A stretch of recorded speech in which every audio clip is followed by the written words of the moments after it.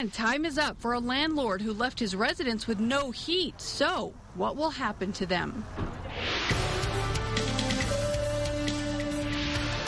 Good afternoon, I'm Kim Baez. Residents of a West Side Albuquerque apartment complex were told about an hour ago they have to move out. The city set a 4 o'clock deadline for the landlord to get the apartments up to code or they would shut it down. News 13's Jim Winchester is live outside the Western Palisades apartments with the very latest. No, that's right, Kim. The Safe City Strike Force has been here all day trying to review what, if any, progress has been made to replace heaters and to make this apartment complex livable. They just arrived here within the last few minutes and have officially told the tenants that they can no longer stay here. That paperwork officially being delivered right now to each apartment. And here's how we have gotten to this point. The Strike Force told us earlier today that really not much has been done at all or changed to replace those broken heaters in the apartments that were deemed substandard just a few days ago. Now, the landlord, Ray Trujillo, who lives in California, was put on notice by the city officially last week for those numerous living condition violations, and he was told to replace all the heaters because they weren't working properly.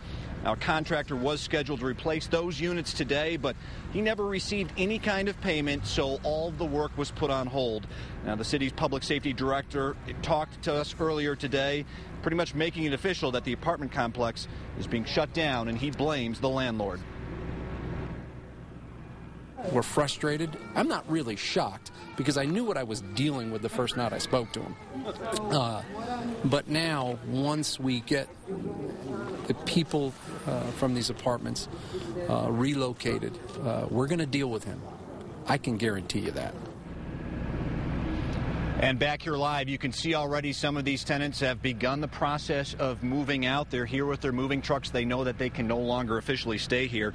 Now, some tenants over the past couple days had been using ovens to keep their apartments warm. That kind of what brought a lot of attention to this in the first place. We've also learned within the last year there's been over 100 calls for service here by police. So there's been a history of problems. But again, officially this apartment complex here has been shut down. Kim, back to you. Okay, thanks, Jim. Now, many of those residents did suffer carbon monoxide poisoning because of the way they were having to heat those apartments.